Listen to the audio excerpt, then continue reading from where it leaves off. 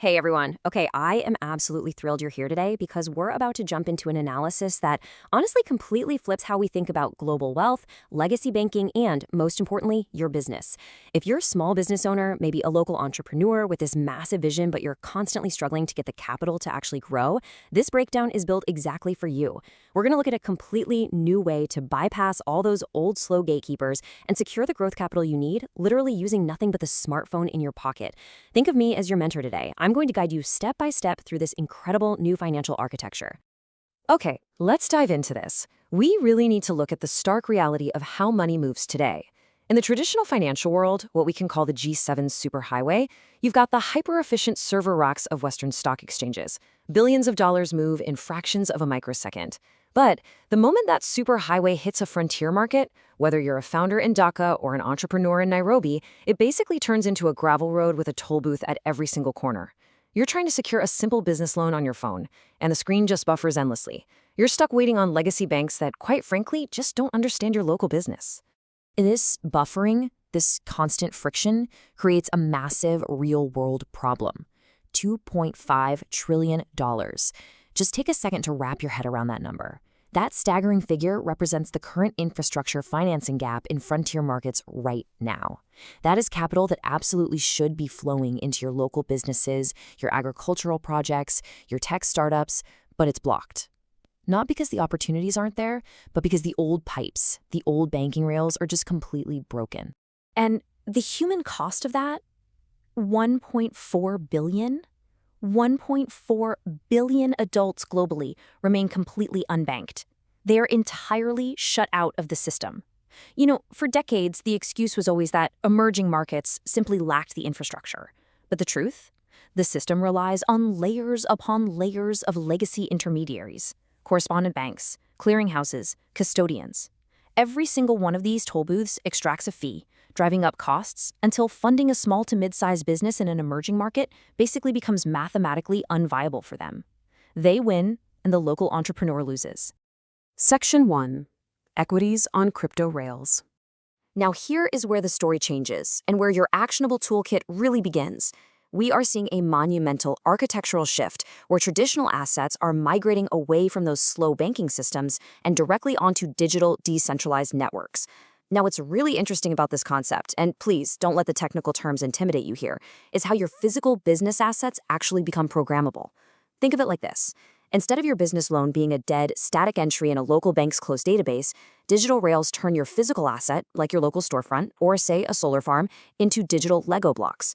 By bypassing local banking monopolies, we can now fractionalize your business and offer it to a global pool of investors. And the absolute best part? These trades settle instantly, 24/7, directly from person to person. No waiting for the bank to open on Monday morning.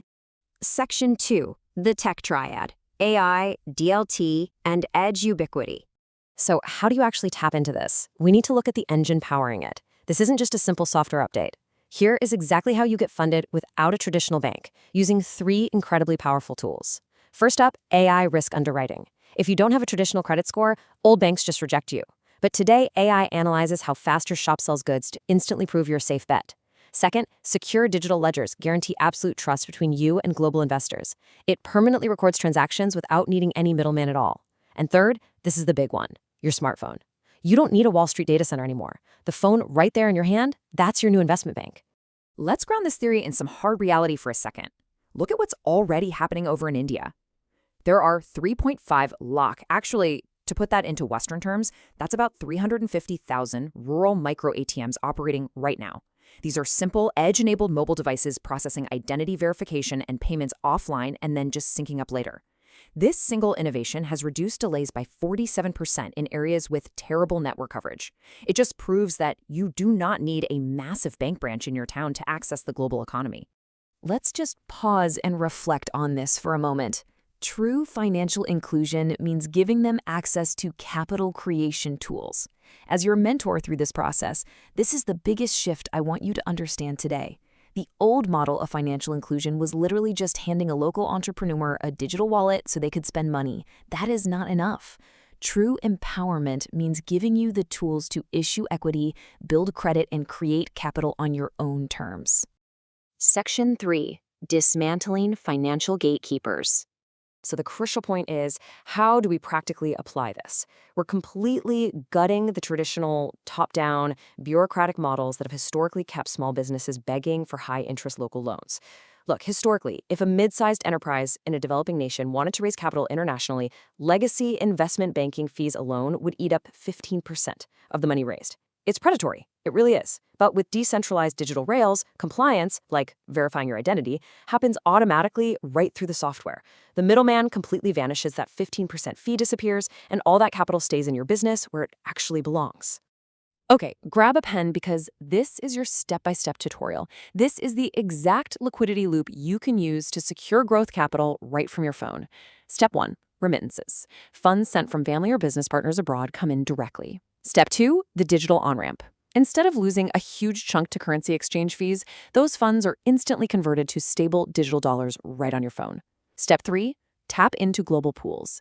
You can now use those stable digital dollars to offer a fractional piece of your physical business to global investors online.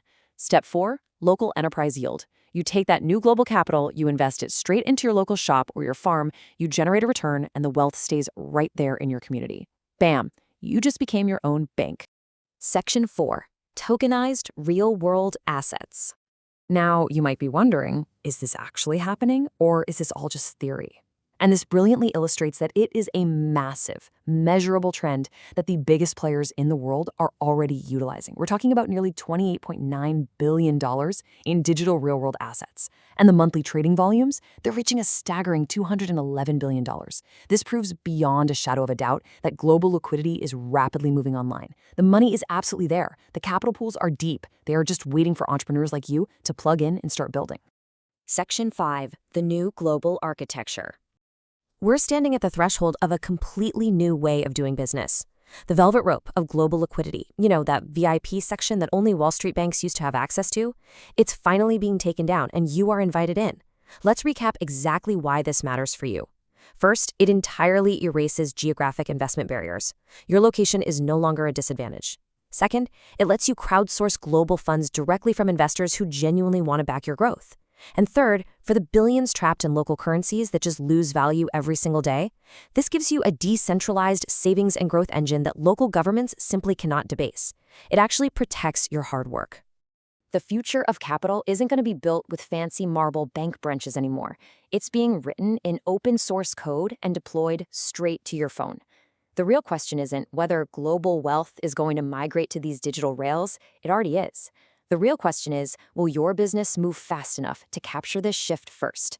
Head down to the comments right now. What is the very first step you're going to take to digitize your local business? Get in the comments, take these steps, and let's build the future together. Thanks so much for joining me for this deep dive.